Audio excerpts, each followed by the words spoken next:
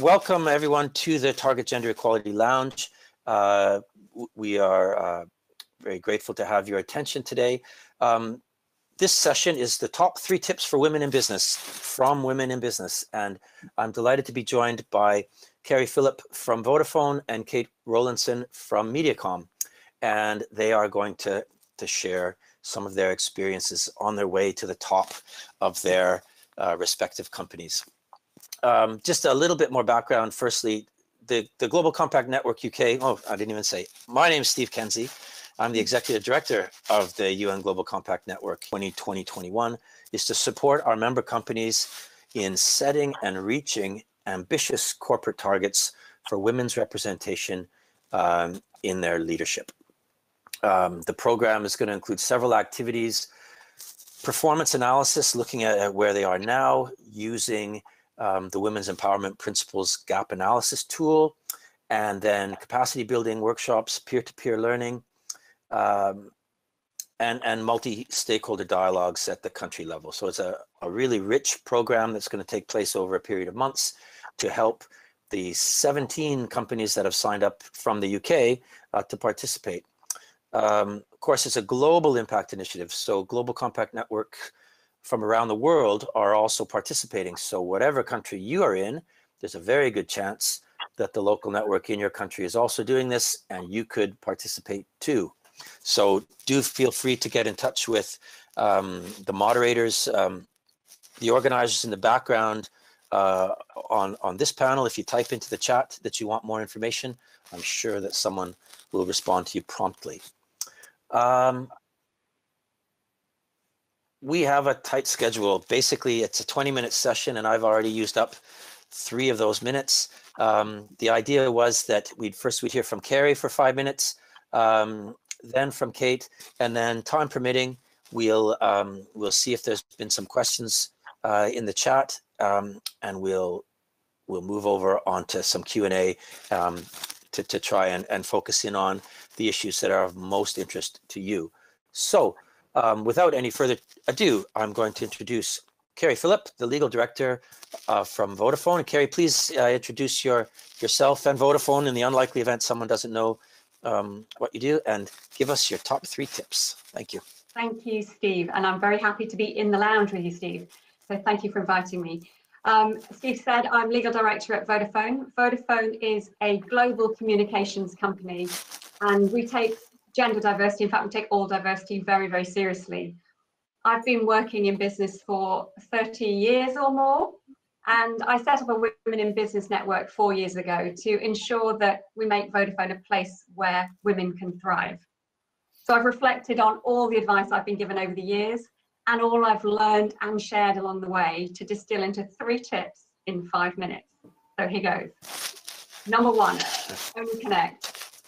These are powerful words at the end of Howard's End by E.M. Forster, and I keep coming back to them.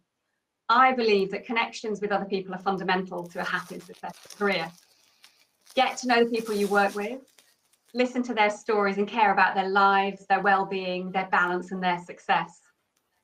Over the last 6 months of the pandemic, it's been really easy to become transactional and, to only speak to people when you need something or they need something, and to limit yourself to those you already know well, probably people in your own organisation. This is not enough. In a fully remote or hybrid environment, we really need to be deliberate in our connections.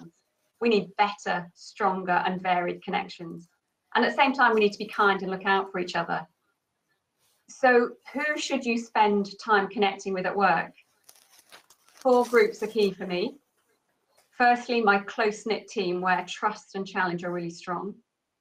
Secondly, my colleagues who I work with every day to achieve business outcomes for our customers. And thirdly, my tribe. That's the Women in Business team and the group of amazing, supportive and inspiring senior women at Vodafone. And then lastly, my network outside Vodafone. There's personal boardroom founders, Amanda Scott and Zella King, talk about the 3 types of roles you need in your network. Information roles, which give you fresh insight and ideas. Power roles, which give you access to people and resource. And development roles that give you challenge and courage. Make sure you have all of these people in your network and think about the role you can play in their networks too. My second tip is to put your hand up, volunteer for those difficult projects, take the challenging stretch that makes you feel really uncomfortable, apply for a role you're not sure you can do, then take a deep breath, use the skills you have, and don't be afraid to ask for help where you need it, and you'll shape something positive out of the challenge. You never know quite where something will lead.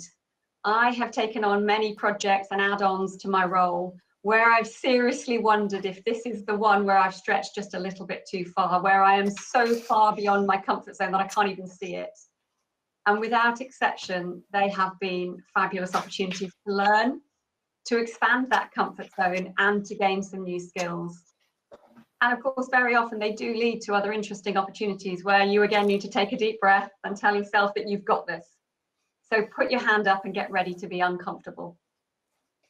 My third tip is to get the recognition you deserve. And I was a really slow learner at this one, so I pay it plenty of attention now. For years, I worked hard and I was kind of successful, although I noticed that some other people were far better than I was at getting self-promotion, and they often took the credit for work that I'd done, and I let them.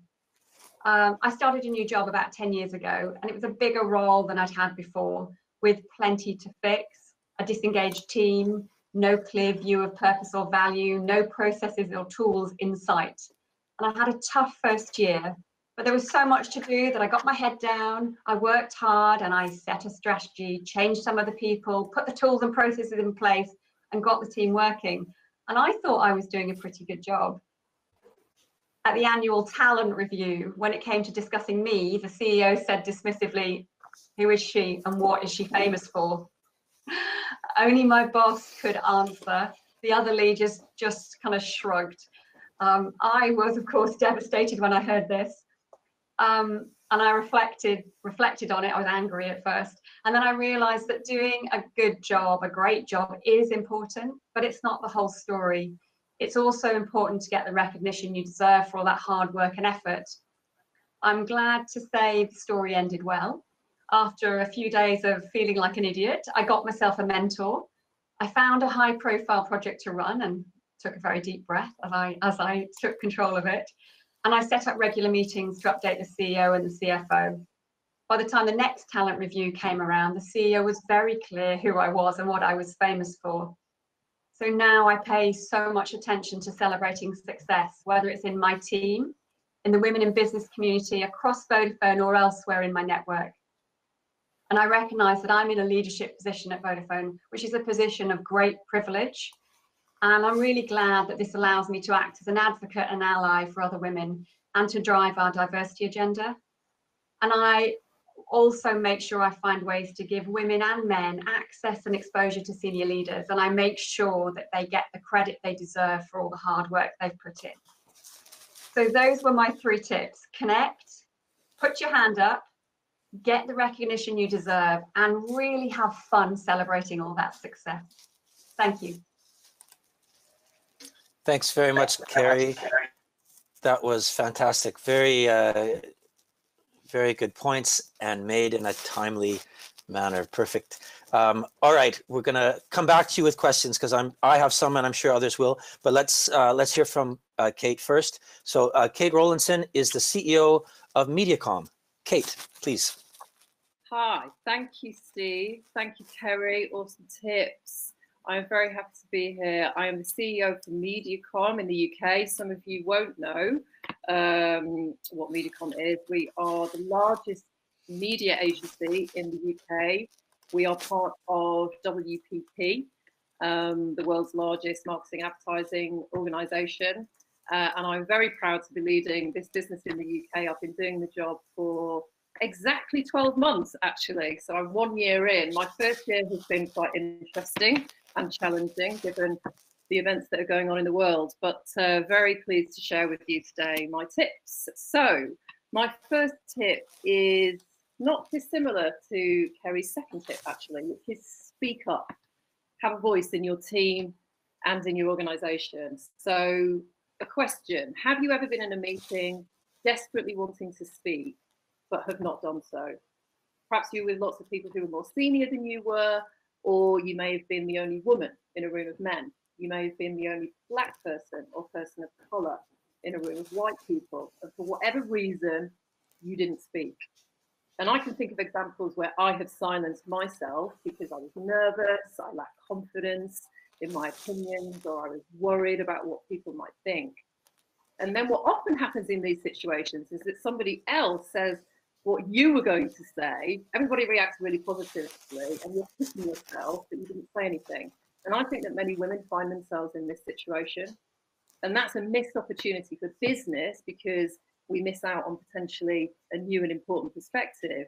But it's also a missed opportunity for your career and development. So finding the courage to speak up is so important.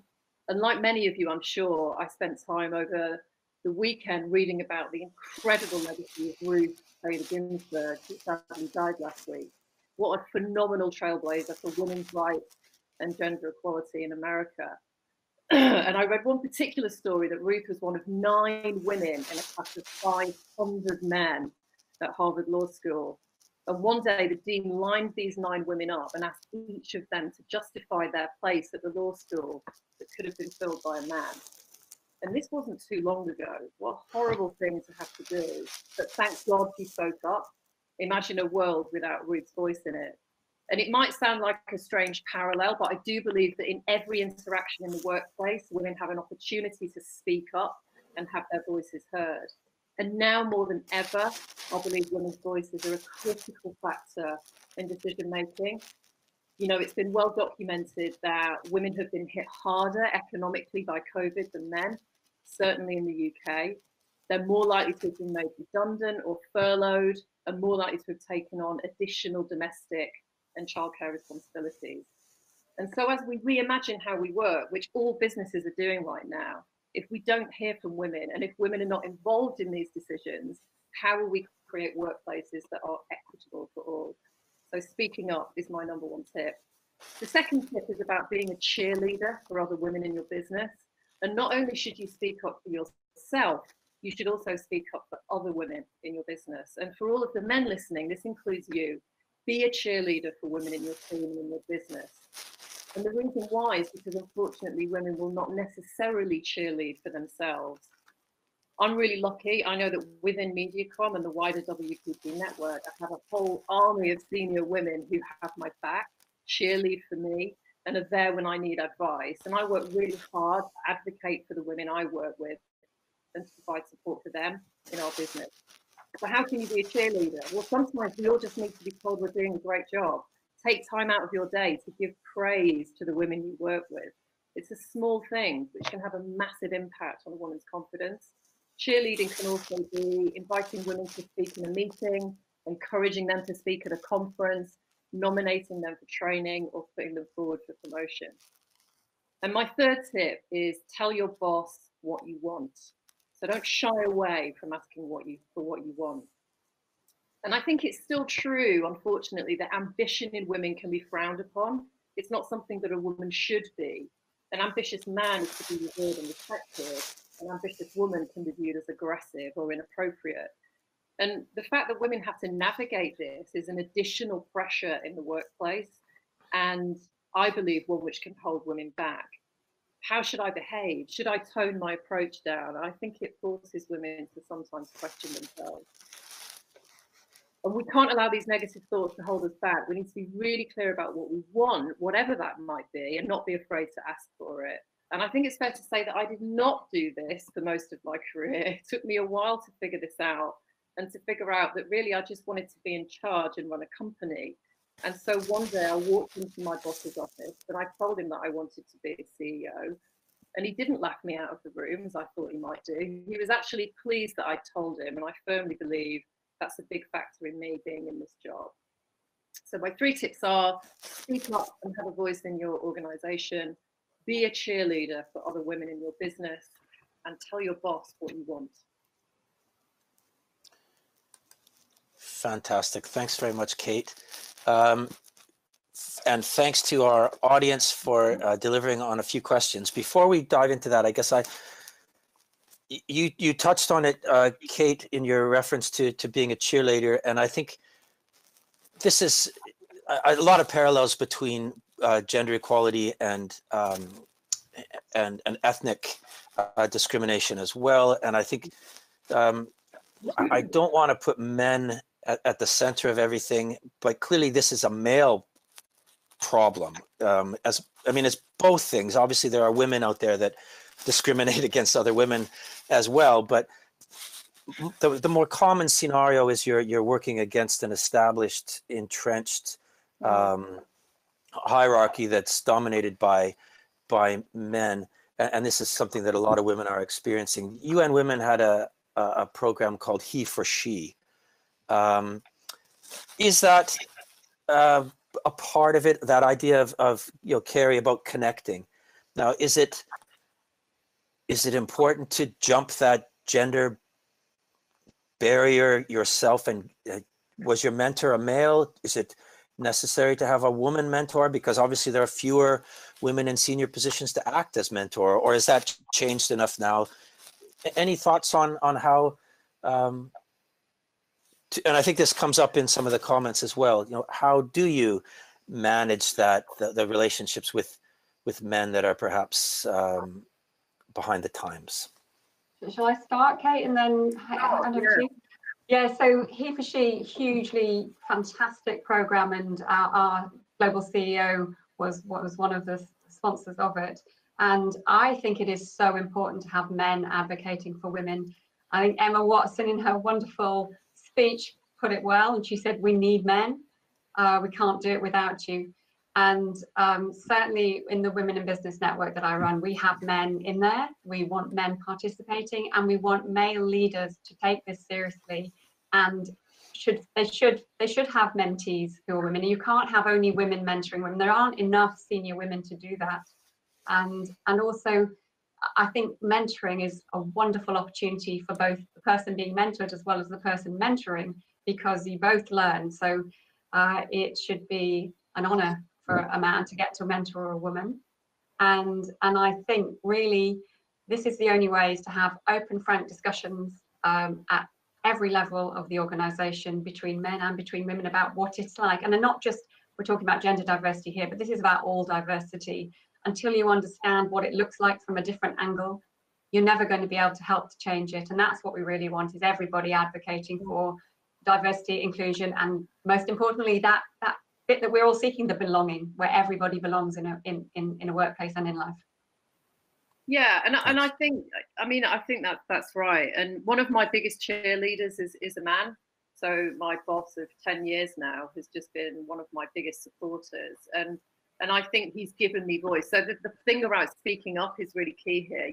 I think I had a voice with him, so I was lucky. But for example, he still needed things to be pointed out because he doesn't understand the experience of a woman in business. How could he? So you have to tell men what it's like to be a woman in business sometimes, and don't assume that they know. So one thing that I brought to him was that I used to be in a global role, and we were recruiting CEOs to head up each of our markets, and that's kind of an ongoing process as some of them come and go. And the problem was that all of the shortlists that we had for CEOs tended to be men. So I said to him, you have to force a change here and have equal shortlists, because if you're not even considering women along, for these roles, and women aren't naturally putting themselves forward for these roles, you have to force a more equal shortlist. So it was eye-opening for him, and he agreed that we needed to do this. And as soon as we implemented this policy, the next 3 CEOs we hired were women. It's just about leveling the playing field. Yeah, so I think that's really critical. One of the other things that we've been doing at MediaCom, which is very, very important to me, it's a real passion point for me, is calling out microaggressions in our business and making people aware of the lived experience of all people within our business, particularly Black, Asian, and minority ethnic people. We've done a big program around raising awareness of microaggressions, many of which are targeted at women still, actually. And so again, it's a process of enlightenment for people who aren't aware of these things. And really, this is about allyship and being allies to everybody in our organisation. Thank you both. Now, I'm told, well, first thing, I guess a message that we're going to take on board, that 20 minutes is woefully inadequate for any kind of a conversation like this. We are, there's nothing coming in here into the lounge immediately. So we do have a little bit of time if you guys do and would like to just carry on the conversation for another few minutes. We have a few questions that I would like to pose, but if you have to leave, a wave it will be fine. But if that's all right, maybe we'll just carry on for a few more minutes. Yeah, with me. Yeah. Edwina asks, how do you navigate finding the confidence to speak up and get your recognition in a team that is filled with predominantly older, very traditional white males? So is it simply imagine them in their underwear, or what's a practical tip to help you get that confidence boost in the moment when you need it? Yeah, I mean, it's tough. I mean, I've been in meetings with all men, and I consider myself to be fairly confident, and I found myself questioning myself. I think one thing to do is take somebody in there with you who is an ally. So I think everybody needs an ally in a meeting. And if you know who's going to be in that meeting, they could be a man, they could be a woman, just say, can you please be an ally for me in this meeting and allow me the space to speak, invite me to speak, so that's one bit of advice I have. Find an ally in your meeting. Yeah, and I'd add the same thing, Kate, because I was the only woman on our leadership team for 18 months and it was tough. And I found it very difficult to speak up in the larger meetings. The minute there were 4 women out of 12, suddenly, we could use each other to amplify, and we could say, oh, as so-and-so was just saying, or that's a really good point that was made 10 minutes ago by somebody you talked over. Not in such an aggressive way, but we were able to allow each other space, and actually, of course, our male counterparts noticed what we were doing, and it changed the tone completely. But I think if you are struggling, have a word with your boss and say, actually, I do have a contribution to make. Can you please run the meetings in a way where you allow people who are quieter or who have a softer voice or who aren't, desperately trying to get attention, allow them to make a contribution because they have a contribution to make. And as a leader, you have that responsibility, I believe. And I invite people to speak and make sure you've got a contribution for everyone before you move on to the next topic. I think that's a really key point, isn't it? It shouldn't even be an issue. It's well established that diverse boards and diverse opinions lead to better decision making. So the leadership, it should be just part of their regular fiduciary duty to ensure some gender balance, some racial balance, people from different backgrounds feeding in and seeking out those opinions. But clearly, if the leadership aren't delivering that, it's going to be a challenging conversation to make that happen. I do think the technology that we've all been forced to use all the time has helped, though, because if you've got a system where you put up your hand virtually, or if you're all sitting on screens, it's actually a lot easier. It's not the loudest person that gets through. And I think that's been a wonderful leveling, and a lot of women have found it a lot easier in these virtual meetings. That's true. Oh, that's good. True. Also, get yourself on the agenda. That's another thing. I mean, it's kind of similar to what Kerry was saying. Just put yourself and an item on the agenda, and then you have a voice automatically. Great tips. Okay, a couple of questions from Cynthia. How do you avoid being taken for granted? And how exactly do you use your platform to elevate Black women within your organizations? Oh, and a third, how do you make yourself be seen and heard without having to shout, with the risk of being labeled too much or aggressive? Can I answer the first one? Yeah, go on. Yes. Do that. Yeah. I'll take 2. Okay, so that first one, it's a brilliant question, because I don't want to generalize, but many women will do the doormat jobs they'll do the admin, they'll make, you know, they'll do the secretarial work, they'll do the grunt jobs that men don't put their hands up for. So my tip would be absolutely do them if you like doing them. I actually quite like doing some of those jobs. Do them, but make sure you get credit for them. But also do take on the risky ones. I said it earlier, take on the scary ones, and make sure you don't get too much pigeonholed for just doing the things that nobody else will do. But some of those things that nobody else wants to do, they do lead to interesting other jobs. So, you know, don't dismiss them out of hand. Sometimes people ignore interesting opportunities because they look like really hard work. So yeah, but also make sure you get the credit for all that you've done.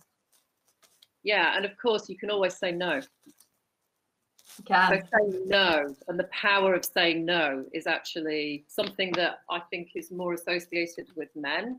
From the stuff that you read on this topic, men are more likely to say no than women. So say no is also an option. I want to pick up on the second point around how exactly do you use your platform to elevate Black women within your organisation, because this is a major focus for us for MediaCom in the UK. So we have a quite good, healthy intake of Black, Asian, minority ethnic people at intake level, at junior levels in our business. We're at about 35%, which is, you know, higher than the British population. It's more in line actually with a city like London from a diversity perspective. But where we really struggle is moving Black, Asian, minority ethnic people through the business, progressing into senior levels. So this is a massive priority for me, and I've made that very clear and public actually about a specific goal for MediaCom in the UK. And we've done a few things. So I mentioned the microaggressions project. So we've been very visible with, you know, microaggressions happen in our business. We might not like to accept that, but they do. And we have to be allies to each other. So we're doing a lot of work around that. And this is a journey because it doesn't happen overnight. But I think that the experience of Black women within our company sometimes is very, very different, hugely different to that of a white male, for example. So we're really working on that. But one of the other things that I was really keen to do when I first started in the job was to create a BAME accelerator program. So we've got a specific program as part of our high potential program, specifically targeted at Black, Asian, and minority ethnic people. The majority of them happen to be women actually for this round, but that's not necessarily going to be the case moving forwards. And so this is just acknowledging the fact that, you know, there are specific challenges that certain people face in life generally and in our organisation. And this accelerator program is really about progressing that talent through our business so we can have representation at more senior levels. It's a very active strategy. I'm going to take this moment to just plug the Global Compact Network UK has a webinar series on Black Lives Matter and business that will be focusing on many of the issues that you've described, Kate, about just how to get started in your company if you're not already, how to improve recruitment and retention, advancement of Black people in the organization. So more information on that. Maybe one of my team can put something up into the chat for people to connect to that. Now, the third question that Cynthia had about how do you, the risk of being aggressive rather than assertive when presumably that's more a problem with the person on the receiving end having a bias. Any thoughts on how you cope with that? This just really drives me mad because this is not language you talk about men. They're called assertive, not aggressive or bossy. And I just think everybody should be able to get their thoughts and points across in the way that is natural to them. And you know, labeling somebody aggressive or shouty is just not on. And part of the whole diversity and inclusion agenda has to be that people come in as they are, they work as they are, and they don't have to conform to somebody else's ideal of what a worker looks like. So I get really cross about this. I absolutely, Cynthia, you're right, it's out there. But I would encourage you to deliver your messages as you see fit and not moderate for anyone else's personal preferences. Absolutely, absolutely. You know, and I think this is self-limiting, you know, belief. You know, and you know, most of the time, women are not being aggressive. They're just being, you know, leaders, and they're just putting their thoughts across. And I think, you know, the only thing you can be is yourself. And you have to be yourself and deliver absolutely what Kerry's just said. Deliver what you have to say in your way.